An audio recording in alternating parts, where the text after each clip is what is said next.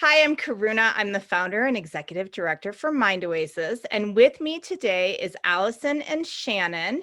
And this is Meditation Happy Hour. So we talk about it being tea, talk, and truth with Karuna. How are you, Allison and Shannon? Doing well, doing okay this morning. Yeah. Yeah, me too. I'm excited to be here. Great. Just tell me, where in the world are you both? We are both in the Bay Area. I am in Oakland, and Shannon is in. And I'm in San Francisco, so Bernal Heights, which is formerly Ohlone territory as well. So we're both Bay Area ladies. Wonderful. Wonderful. Yeah, And I would be remiss if I didn't mention that you're sisters. right. Yeah. Indeed, we are. We are. From visually and hearing us sound alike. Yeah, we are sisters. You have remarkably similar smiles. They are gorgeous, but it is fascinating just how, like, you could be twins with your smiles. It's really wonderful. Yeah, it's a common comment of the, not the smiles per se, but the twindom. I think depending on the day, whether or not we want to enjoy that comment or not, you know. Do we like each other as sisters today, or are we grumpy today? You know. Well, how good are you looking today? Because right. Yeah. Exactly. did you notice that A little we're healthy. keeping our head the same angle right now? And with that going on, even more so, I think. Totally. Yeah.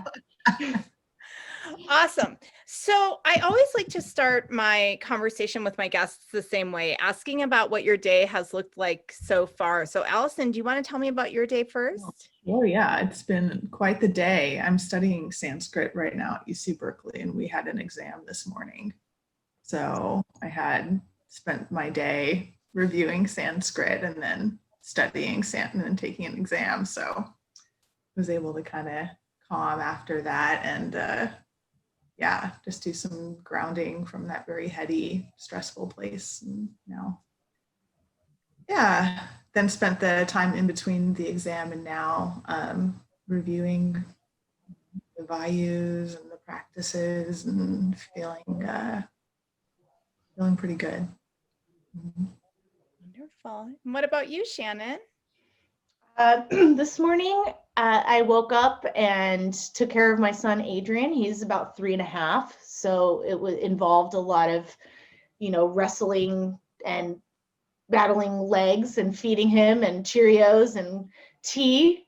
But he was jolly and we had a fun Halloween weekend. So he was kind of driving on that. And then I was getting in the space of this course and mentally preparing for this really intense week.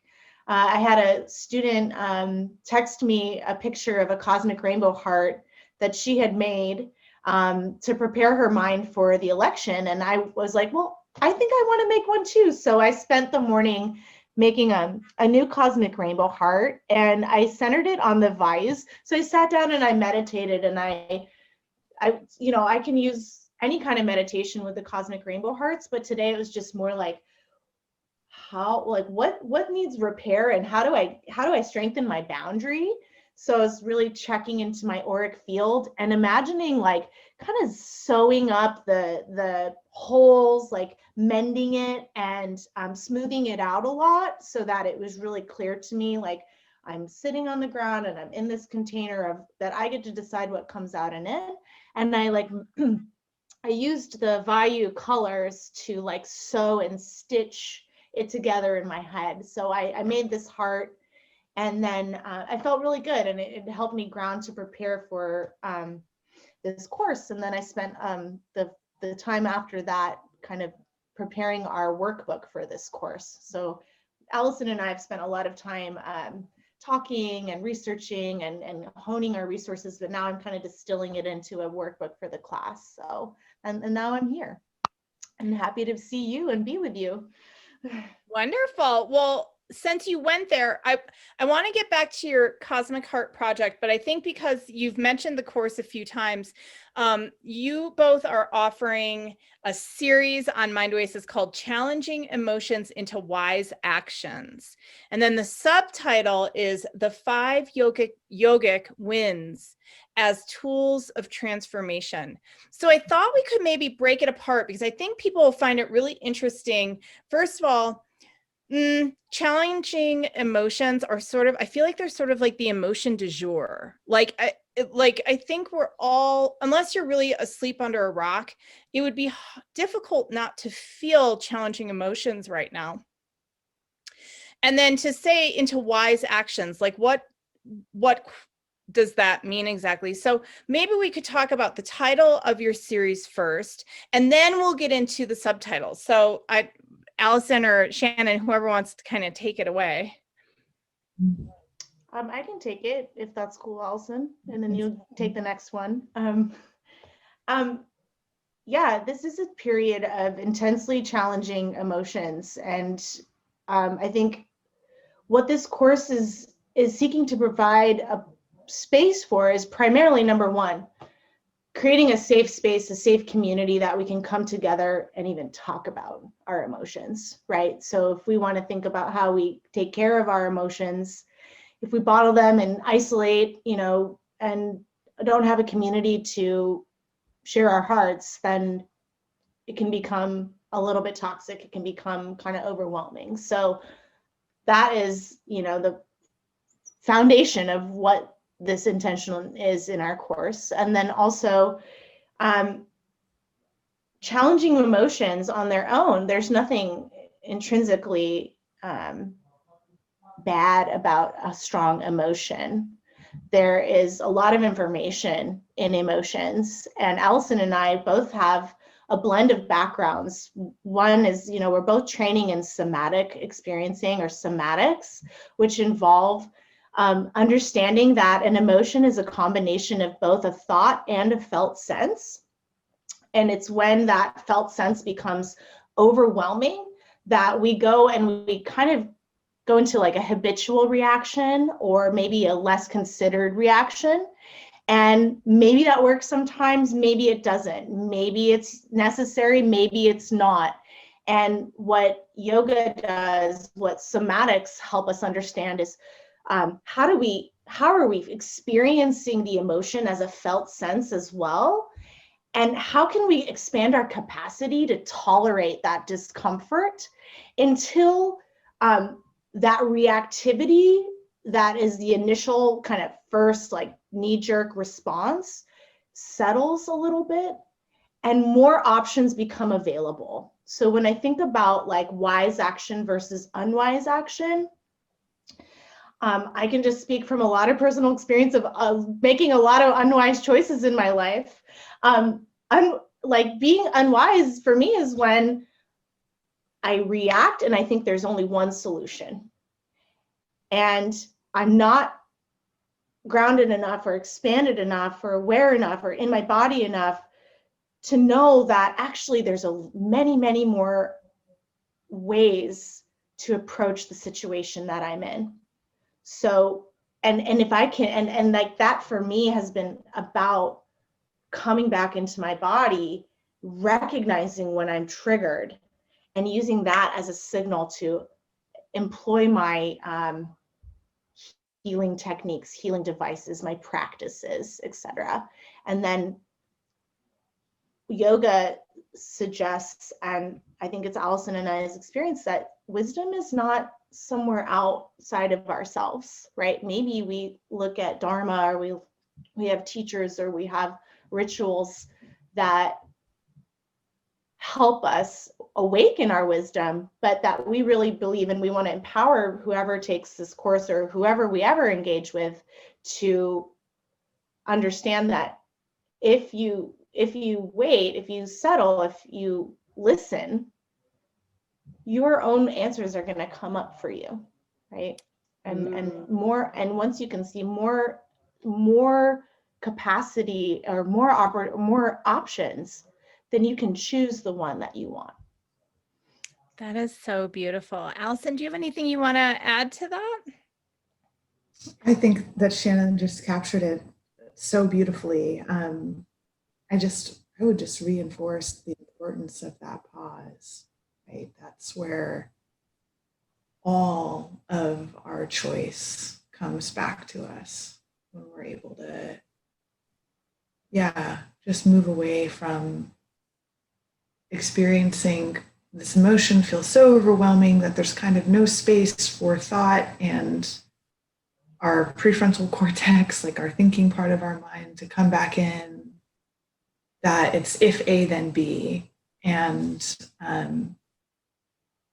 this class is just oriented towards being one of hopefully many tools that ultimately you can use to give some space to that pause.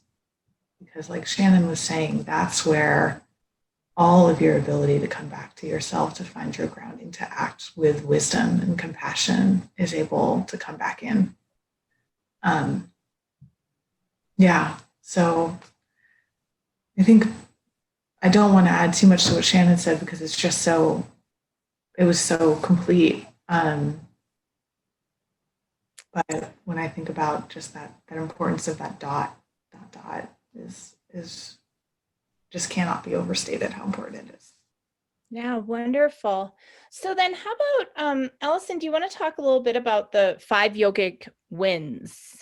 Sure, yeah. So in yoga anatomy, and I don't want to say just yoga anatomy, I think other traditions would hold similarly. It's just we've happened to study yoga the most. There are different layers of our body, and we have this physical body, sometimes people call, our meat suit that we have. But we also have kind of essentially superimposed over it a subtle body, which contains different layers within it. But one of them is our pranic layer. And part of that pranic layer, in that pranic layer, there exist these winds. They're called the Vayus.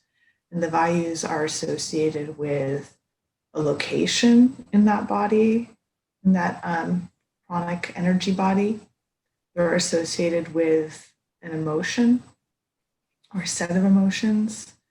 And they're associated with a movement, a direction of movement, and also with a color. And basically the idea is that there's a shadow side to the emotions, and then there's its more wise side to the emotion. And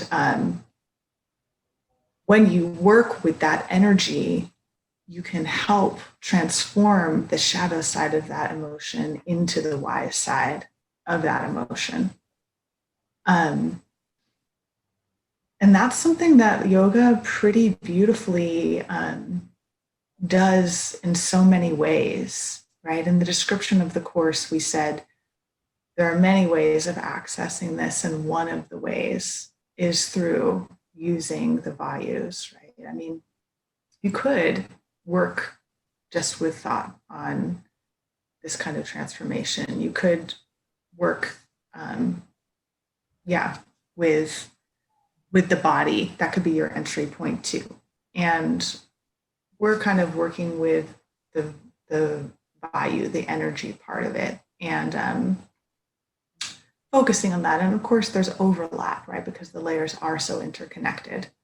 But we're just introducing this as a means of accessing this transformation because we think it's just a means that people are maybe less familiar with. And it's so powerful. I'm of the belief, and I'm a psychotherapist and somatic therapist, so I love talking, love talking about it. And also I'm of the belief that not everything can get the most movement by approaching it talking first. There are some things that there really needs to be space for you to feel and for you to have the capacity to kind of work in a non-thinking place, to feel some loosening, and to feel some change. And then maybe later you can process it with words. But yeah, this course is just an offering of tools that can help you understand how to enter through that medium, which maybe you're less familiar with.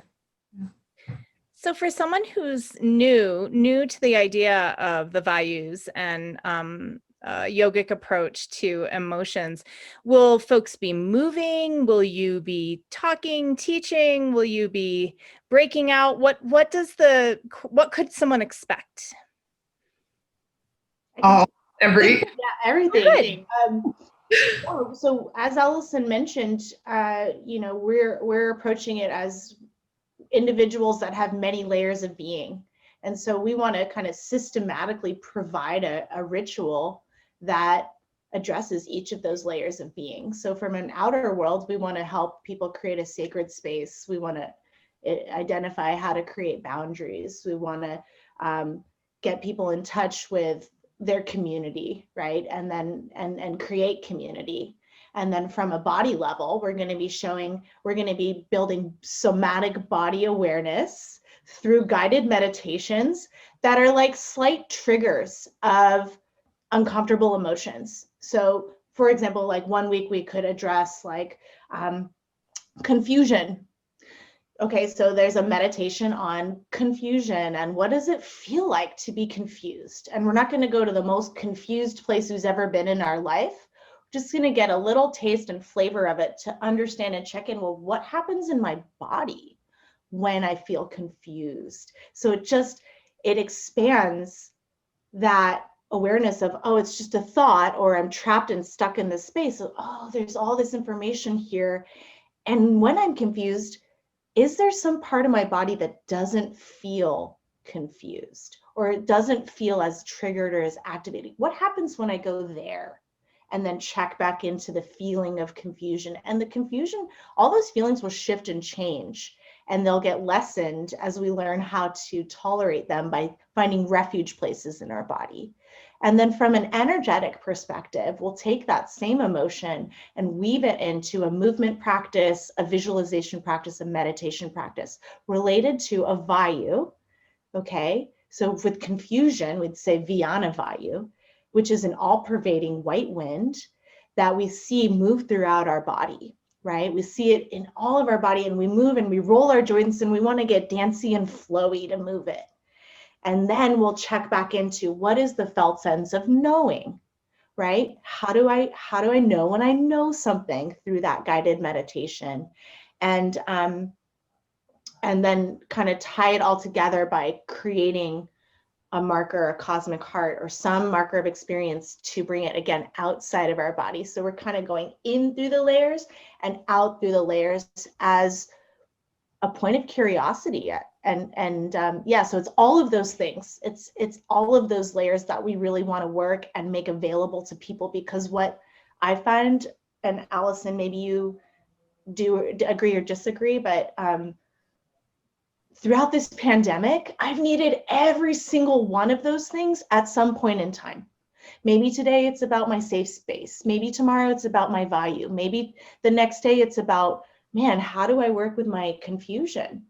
And so we really want to build a library of healing practices throughout all these layers for people. And yeah. Amazing. So I just had this thought, as I hope I can attend. I have to look at my schedule. Awesome.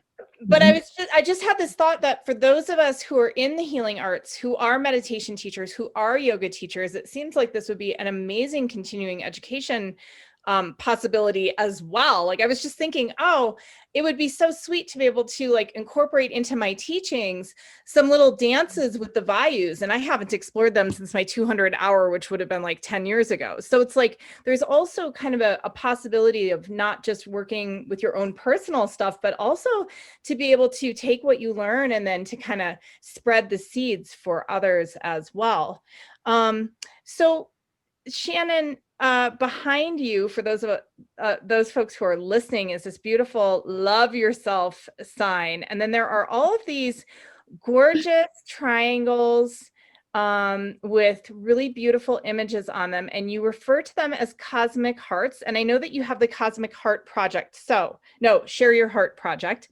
So will you tell us all about the Cosmic Hearts and Share Your Heart Project? Sure. It's an ever expanding and wildly open system of a project. So I'll do my best to kind of capture it for you. This is a project that weaves together. I call it a mind-body mandala for human connection. Thanks, Allison. I think she gave me that title. We worked on it for a while. Yeah, it's a mandala for human connection. And so what each one of these things are called is a cosmic rainbow heart. And this is the distillation. Each one of these is like the distillation of a spiritual practice or a meditative session. So in making each one of these, behind the scenes is a process of an individual sitting down and undertaking a specific meditation. What that meditation is, it can be very targeted, it can be very open. It's really up to the facilitator or the user to decide what they want to do. But what comes up in that meditation can be visual sometimes, right? And it can be words, it can be whatever self-arising wisdom is coming up in that moment is going to be captured through creating this heart in like 20 minutes. And then on the back is a letter, and here I have a mantra on the back of mine, Hong Shama Lava Raya, which is the mantra associated with the winds. But I have on the back of these, so this is a mandala that I've made in the beginning of the pandemic for 36 days. So for 36 days, I hiked up Bernal Hill in San Francisco at sunrise, and I watched the sunrise, and I did a meditation on virtue. So each one of these is a different virtue that I thought about someone in my life that taught me the meaning of that virtue. So it's this idea that, and the view of a mandala is that we're in this life to learn what we need to learn to awaken. And one of the key views of a mandala is that, the world is a teacher. So it's, I kind of scanned through my life, who's taught me generosity, who's taught me kindness, who's taught me truth. And then created a letter of gratitude for them. And that's what the process is. That was really helpful for me to have a ritual that I was doing every day to be like, connect with the sunlight. And then actually after, what I've discovered is, as far as like healing traumatic events or any kind of healing, there's a meaning component that helps us resolve our grief. Like, this looks like a really bright, happy thing, but there's actually a lot of grief. There's a lot of challenging emotions in this mandala, but the lasting imprint that I have from that difficult time is that now I have a piece of art. I have something that is transformed into something beautiful. Like this one above my head here. This was made for 6 days, a 6-day sadhana, or 6-day practice when I was really sick and I was in bed. And I have a hard time. I have a lot of my afflictions come up when I get sick. And so every night I would sit and create this mandala, and it's actually based on like an Iranian rug pattern. Allison and I are half Iranian. So it's kind of exploring my identity and also healing. And it helped me, instead of having the lasting imprint of, oh my God, I was sick, that was awful, and I'm a terrible person because I couldn't do anything. I'm like, oh, okay, I have this marker of my experience that is beautiful and positive, if that makes sense. So yeah, it's a project that I've been writing a book on for the last 2 years. And one day it will be a kit that people can come and make their own cosmic rainbow hearts. And I've used it across the like a country and internationally with groups, with small groups. So it's really flexible how these cosmic rainbow hearts work. And I will say one more thing. The main practice of the Share Your Heart project is to actually share your heart.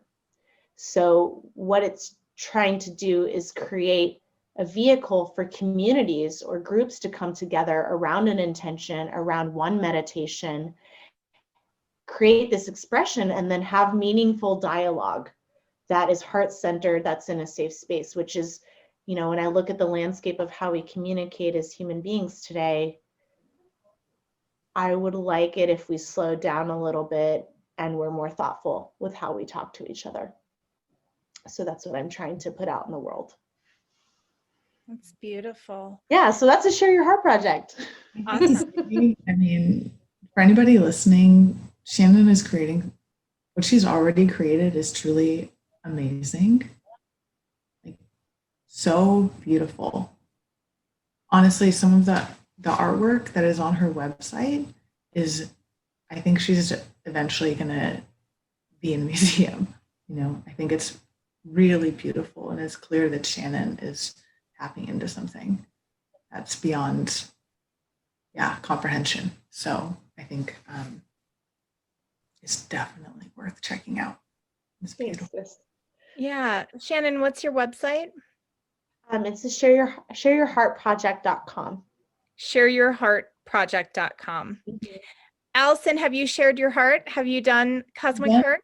Yeah, I have. And I can really attest to what Shannon is saying, is that at the end of it, you know, the image is just a different way of accessing your emotions and your feelings. And first of all, you have something physical that you're holding, which is already grounding. And image just kind of accesses your way to be present, and it just pulls you more energetically into your heart already. And it's really helpful. It's helped me move through some tough relations with people, you know, to have that process, that physical movement of being centered and moving your, you know, incidentally, this part of your body would be connected to, you know, prana vayu, right? Like all of this stuff that just kind of helps you channel and be with the emotion in a different way. And then afterwards you have something to look at and you have that connection with it. And I've definitely felt that. I've had the privilege of doing several parts over the years that Shannon has had this project. And can really attest to its transformative powers. So take our course, but even if you don't, check out that website. Very cool. So Allison, I just want to say that what you were referring to was, just for people who are listening, that your arm, so right through your little heart chakra in the middle of your palm connected to your heart and to your prana vayu. So as you're making things with your hands and with your arm, you're tapping into that energy, the energy of the heart. That's what you were referring to, right? Exactly. Yeah. Yeah. Very cool. No problem. Hey, that's what I'm here for. So before I get to my final question that I ask all my guests, and it's the softball of all softballs. I just want to say that your course is going to be on Tuesday mornings, and it starts on the 10th of November. And I think it's a 6-week series, and each session is 2 hours. And on Mind Oasis, we always record sessions. So if somebody has to miss a week or two, they can go back and check out the materials. Of course, it's more fun to be there in person. But you can find more information at mindoasis.org, and you'll see there's a tab that says Learn, and under Learn is workshops and series, and you'll see these ladies' beautiful faces. So again, it's challenging emotions into wise actions, the 5 yogic wins as tools of transformation, with Allison and Shannon, sisters of the heart. So we like to say that did anyone have tea? Do you have tea? It's tea, talk, and truth. And I realized I'm sitting here dehydrated. Water, wonderful. Yeah, I can grab a teacup. Hang on. Okay. Allison's got Shannon's got a teacup. There we go. Whew, okay. We definitely got through talk. So now we need to get to the truth. So Allison, what's your truth? Ooh, what's my truth? I think I'm still discovering it. My truth is that I believe that we're all here for a purpose, and I'm hopeful that each day I get closer to understanding what it is. Shannon, what's your truth?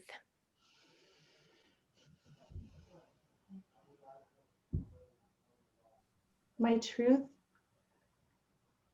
It's so funny. It's hard because I've been writing about how we live in a post-truth society. And I think for me, it feels like what's true or what's my truth is to be discovered through what's coming up in my body, and to use sensation as a way to discover what's true for me, and also to start to learn to sense whether or not something someone says or some idea that's being presented seems true. So yeah, I think it's about what's true is what's now. Awesome. Ladies, thank you so much for joining me. There'll be links up for your course. There'll be links up to your website, Shannon. And I just want to say thank you, Allison, and thank you, Shannon, for joining me. Thank you so much, Karuna. This was such a pleasure and such a delight. Thank you for having me, for all the work you do with Mind Oasis. It's such a gift to society.